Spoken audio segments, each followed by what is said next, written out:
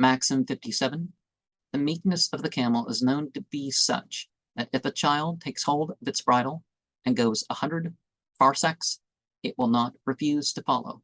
But if a dangerous portion occurs, which may occasion death, and the child ignorantly desires to approach it, the camel tears the bridle from his hand, refusing any longer to obey, because compliance in times of calamity is blamable.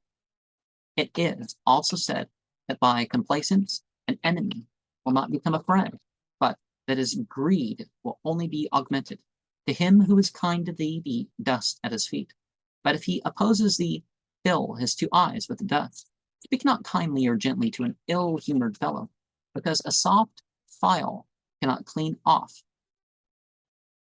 confederate rust.